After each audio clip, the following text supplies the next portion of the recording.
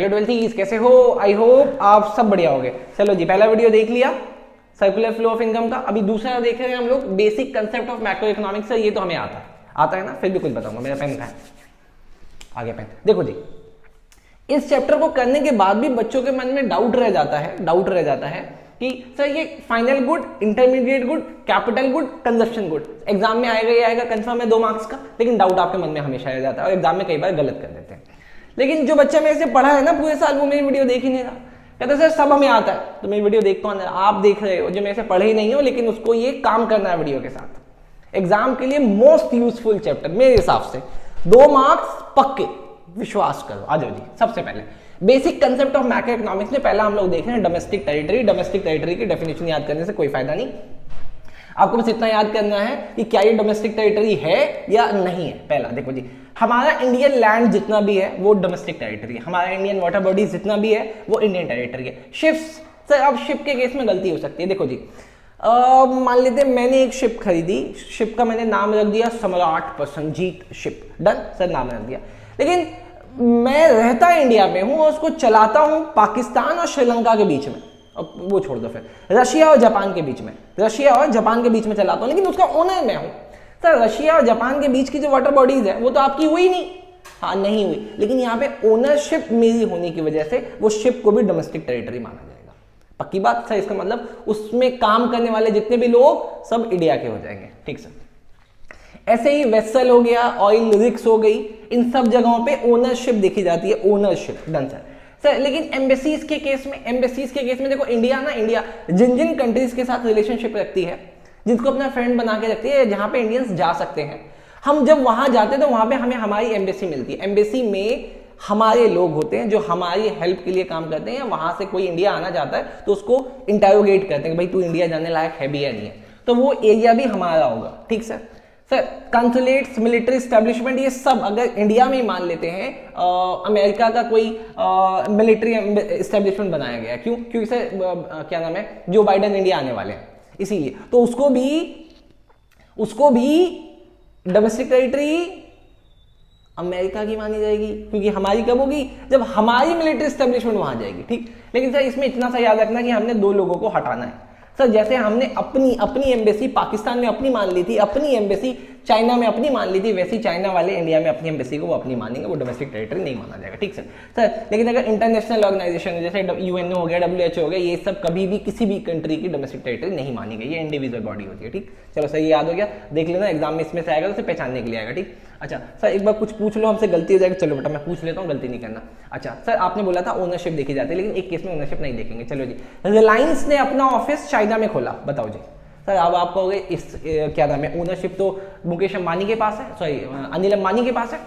नहीं बेटा, इस केस में इस्टेब्लिशमेंट का जगह देखते हैं, इस्टेब्लिशमेंट कहाँ पे है। इस्टेब्लिशमेंट चाइना में है तो वो डोमेस्टिक टेरिटरी नहीं मानी जाएगा। चलो कोई और एग्जांपल दो। देखो जी, अभी टेस्ला पता नहीं अभी बात चले, वैसे तो चाइना में खुलने वाला है, लेकिन अगर वो इंडिया में खोल लेती है, एलॉन मस्क इंडिया में अपना प्लांट लगा देते हैं, तो वो इंडियन मतलब डोमेस्टिक टेरिटरी मान ली जाएगी। ठीक, चलो बहुत बढ़िया। लेकिन शिप के केस में, वेसल के केस में क्या देखते हैं? ओनरशिप देखते हैं कि वो आदमी कहाँ का रेसिडेंट है, जहां का रेसिडेंट वहां की शिप, डन। चलो जी बहुत बढ़िया सर, समझ में आ गया। अच्छा सर नॉर्मल रेसिडेंट के लिए ये 3 बातें याद रखो। नॉर्मल रेसिडेंट तुरंत पहचान लोगे सर वो इंडिविजुअल भी हो सकता है, इंस्टीट्यूशन भी हो सकता है, मतलब कोई आदमी भी हो सकता है, कोई ऑर्गेनाइजेशन भी हो सकता है। Sir ordinarily reside in a country, लेकिन उस कंट्री में ना ऑर्डिनरली रहता है। ऑर्डिनरली वर्ड का मतलब समझो, जैसे अभी परसों नहीं, अभी 6 महीने पहले की बात है, मैं रोड पे घूमा था, मुझे जस्टिन बीबर दिख गया। मैं जस्टिन बीबर से पूछा और लड़के क्या कर रहा है, तो कहता बस गेड़ी मारने आया हूँ। हाँ हिंदी में जवाब दिया था, कहता गेड़ी मारने आया हूँ। मैं चल मार ले। तो वो अपना गेड़ी मार रहा था, मैं अपनी फरारी से निकल गया, वो बेचारा साइकिल पे था। 2 महीने बाद मुझे फिर वो देखा, मैं कहा लड़के कहाँ, अब क्या रिक्शा चला रहा था, कहता बस गेड़ी मार रहा हूँ।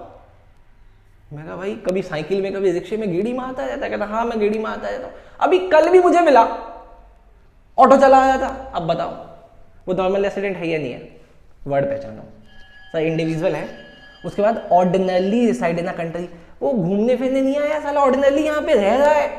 सर आपको कैसे पता रहेगा? क्योंकि उसने तीसरी कंडीशन भी क्लैरिफाई कर दी है। देखो, having centre of economic interest, उसका centre of economic interest India पड़ रहा है। क्यों? सेंटर ऑफ इकोनॉमिक का मतलब कमाना, खाना, बचाना, अर्निंग, स्पेंडिंग और सेविंग एक्युमुलेशन वो सब इंडिया में हो रहा है, तो उसको भी क्या मान लिया जाएगा, नॉर्मल रेसिडेंट। लेकिन एक जगह गलती हो जाएगी, क्या गलती हो जाएगी, चलो देखो सुनो मेरी बात। एक इंडियन अमेरिकन एम्बेसी में काम करता है, सोचना, एक इंडियन अमेरिकन एम्बेसी में काम करता है। सर अमेरिकन एम्बेसी इंडिया में होगी, अमेरिका की एम्बेसी इंडिया में होगी, ठीक है, अमेरिका की एम्बेसी इंडिया में, और एक इंडियन वहां पे काम कर रहा है, बताओ उसको क्या मानेंगे, नॉर्मल रेसिडेंट मानेंगे कि नहीं मानेंगे, मानेंगे। वहां पे ये वाला कंडीशन लगेगा। आपको 1 ईयर का कंसेप्ट देखना, क्या 1 साल से ज्यादा हो गया, अगर 1 साल से ज्यादा हो गया तो हम उसको नॉर्मल रेसिडेंट नहीं मानेंगे, लेकिन अगर 1 साल से कम है तो उसको नॉर्मल रेसिडेंट मान लेंगे। बस ये वाला एक्सेप्शनल केस याद रखना बेटा, नहीं तो एग्जाम में गलती हो जाएगी। चलो जैसे ये भी हो गया। अब फैक्टर इनकम, ट्रांसफर इनकम, ये बहुत आसान है। फैक्टर इनकम का मतलब जहां पे हम अपनी फैक्टर सर्विसेज देके पैसा कमाते हैं, भीख नहीं कमाते। ट्रांसफर इनकम में बस जी पैसा मिल गया, कोई काम वाम नहीं किया, जैसे कभी पापा आपको पैसा दे देते, कभी आपको स्कॉलरशिप मिल जाती है, कभी आपको पेंशन मिल जाती है, ठीक सर। अब ये मोस्ट इंपॉर्टेंट कंसेप्ट है, एग्जाम में 99% चांसेस है कि यहाँ से आएगा, 99% यहाँ, और ये दोनों का 1% बेटा, 1% यहाँ पे। लेकिन कोई यहाँ पे डेफिनेशन नहीं आएगी, वो आपको पहचानने के लिए बोलेंगे जी पहचानो final good, intermediate, consumption good या कैपिटल गुड। सर पहचान देते हैं, अभी पहचान देते हैं। देखो जी फाइनल गुड का मतलब क्या, सिर्फ मेरी बात सुनना, एग्जाम के लिए बिल्कुल पक्का हो जाएगा, आपको कोई एग्जाम्पल करने की जरूरत भी नहीं पड़ेगी। Final good, purchase with the intention, मेरी इंटेंशन क्या है, उसको कंज्यूम करना या इन्वेस्ट करना। क्या बोला मैंने, फाइनल गुड का मतलब या तो मैं हाउस होल्ड दूंगा, मैंने एसी खरीदा ही है कंज्यूम करने के लिए, दूसरा इन्वेस्ट करने के लिए, मैं एक अकेडमी हूं, मैंने एसी लगाया है अपने बच्चों को, ताकि अपने बच्चों के लिए, ताकि उनको अच्छा फील हो, फीस बढ़ जाए उससे, ठीक। तो सर ये हुआ मेरा इन्वेस्टमेंट पर्पस, ज्यादा सर्विसेज दूंगा, ज्यादा फैसिलिटीज दूंगा, ज्यादा फीस मिलेगी, डन। समझ में आया फाइनल गुड, बस इतना सा याद है, अभी देखो सब बिल्कुल क्लियर बन जाएगा। अच्छा सर इंटरमीडिएट गुड क्या होता है, purchase with the intention of resale, मैंने खरीदा ही बेचने के लिए, इंटेंशन बढ़ा के लिया, या मैंने खरीदा इसलिए ताकि उसको as a raw material use कर लूं, मैं कार का सेलर हूं, मैं डीलर हूं, कार बेचता हूं, मैंने गाड़ी खरीदी बेचने के लिए, तो गाड़ी मेरे लिए क्या हो गई, इंटरमीडिएट गुड, डन। लेकिन सर मैं ना पार्ट्स खरीद के लाया हूं, तो पार्ट्स को भी क्या माना जाएगा, इंटरमीडिएट गुड, मैंने क्योंकि उसको खरीदा है, गाड़ी में लगा के बेचूंगा, ठीक सर। अभी याद रखना, जितना बोलना बस उतना दिमाग में फिट रखो। अच्छा सर अब कंजप्शन गुड क्या होता है, कंजप्शन गुड की डेफिनेशन बड़ी आसान है, जो कि एक कंज्यूमर के वांट को सेटिस्फाई कर दे। ध्यान रखना, सलों की सर्विस नहीं, क्योंकि ये गुड है। यहाँ पे गुड से जब आप सेटिस्फाई हो जाए, गुड से, कुछ खा के, कुछ पी के, कुछ खरीद के, कुछ रख के, तो उसका माना जाएगा कंजप्शन गुड, डन। अच्छा उसके बाद है capital good help in production of other good and services. समझना, एक एकेडमी अगर एसी खरीदती है तो सर उसके लिए इंटरमीडिएट है या कैपिटल है। अब तो परेशानी होगी, सर क्या लिखे, वहां पे लिखा था आइडेंटिफाई फाइनल, इंटरमीडिएट, कंजप्शन या कैपिटल गुड। सर आप यहाँ पे भी एसी बोलोगे, यहाँ पे भी एसी बोलोगे। अब इसको समझते हैं, बहुत ध्यान से समझना, ये 2 एग्जाम्पल आपके सारे डाउट्स को खत्म करेगी। सपोज करते हैं सर गाड़ी किसी इंडिविजुअल ने खरीदी, जो जॉब करता था, उसने गाड़ी खरीदी, तो गाड़ी उसके लिए क्या होगा इन चारों में से, बताओ जी, फाइनल होगा, क्योंकि गाड़ी खरीद के वो चलाएगा, अपनी बीवी को घुमाएगा, गर्लफ्रेंड को घुमाएगा। अच्छा गाड़ी खरीदी बी ने, बी कौन, बिजनेस, बी का मतलब बिजनेस।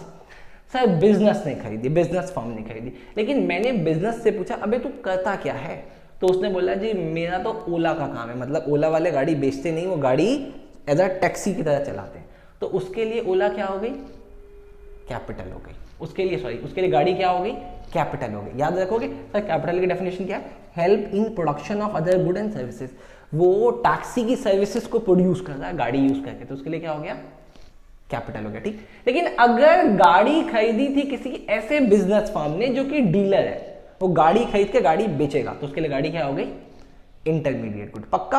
अब देखो गलती हो जाएगी, एग्जाम वाला पता है क्या लिखेगा कि डीलर के पास, गाड़ी डीलर ने खरीदी, लेकिन उसके पास गाड़ी 1 साल से पड़ी हुई है। अब बताओ क्या होगा, कह रहा 1 साल से गाड़ी पड़ी हुई है, ईयर का एंड हो गया, गाड़ी पड़ी हुई है, तब भी क्या उसको इंटरमीडिएट मानेंगे? उस केस में ये क्या बन जाएगा बेटा, कैपिटल बन जाएगा। सर ऐसा कैसे, डीलर के लिए दोनों, सुनो मेरी बात, देखो आप 12th तक आए हो, नो डाउट अगर आपके पास अकाउंटेंसी है, अगर आप ह्यूमैनिटीज के बच्चे नहीं हो, आपके पास अकाउंटेंसी है, तो आपको ये बात पता होगी कि अकाउंट में जो सामान ईयर के एंड में बच जाता है वो बैलेंस शीट में चला जाता है। डीलर के पास जब गाड़ी आ रही थी बेच रहा था, तब तक वो इंटरमीडिएट थी, लेकिन ईयर के एंड में अगर एक गाड़ी भी बच गई तो उसका नेचर इंटरमीडिएट से क्या हो जाएगा, कैपिटल हो जाएगा। लेकिन वेरी नेक्स्ट डे जैसे वो सेल के स्लॉट में लगेगी वो इंटरमीडिएट हो जाएगा। सर इसको थोड़ा सा और समझाओ, एक एग्जांपल और देख लो। देखो बेटा, ये शर्ट है, ये पैंट है, ये शर्ट है, ये पैंट है, व्हाइट कलर की शर्ट, व्हाइट कलर की पैंट, ठीक। किसी जॉब वाले ने खरीदी, उसके लिए फाइनल, क्योंकि खरीद के वो गर्लफ्रेंड से मिलने जाएगा। सर सारे केस में गर्लफ्रेंड से ही मिलते हैं, जो भी है बेटा। अच्छा, अब यहाँ पे देखना बेटा, इसको खरीदा बी, बी का मतलब बिजनेस फर्म ने। बिजनेस फर्म क्या करेगी उसको, बिजनेस फर्म उसको क्या करेगी? सर ये आपने क्या लिखा है, END का मतलब साल के एंड में अगर उसके पास बच गया। सेम गाड़ी वाला एग्जांपल, बिजनेस फर्म ने खरीदा था लेकिन बिजनेस फर्म के पास वो कपड़ा ईयर के एंड में बच गया तो कैपिटल बन जाएगा। लेकिन सर ऐसा एग्जाम में कुछ नहीं लिखा, बस उसमें लिखा कि बिजनेस फर्म के पास कपड़ा खरीदा डूइंग द ईयर, तो क्या बनेगा? Intermediate good. पक्का? पक्का जी पक्का। लेकिन सर अगर यही टेलर खरीदे तो टेलर के लिए क्या हो जाएगा? Intermediate good. लेकिन सर टेलर भी तो बिजनेस फर्म है। हाँ है, जब तक एग्जाम में ये ना लिखे कि ईयर के एंड में, तब तक वो कैपिटल नहीं रहेगा, तब तक बिजनेस फर्म के लिए क्या रहेगा? वो इंटरमीडिएट रहेगा। अब इसको ज्यादा अच्छे से समझने के लिए बस इतना सा समझ लेना कि इंटरमीडिएट हमेशा B2B के बीच में होता है, बिजनेस टू बिजनेस के बीच में होता है। लेकिन सर फाइनल वाला जो होता है वो बिजनेस टू कंज्यूमर भी हो सकता है, बिजनेस टू बिजनेस भी हो सकता है। सर कैपिटल वाला ये क्या होगा? सर ये हमेशा B2B होगा, हमेशा B2B होगा, ठीक। सर कंजप्शन क्या होगा? सर कंजप्शन हमेशा B2C भी हो सकता है और B भी हो सकता है।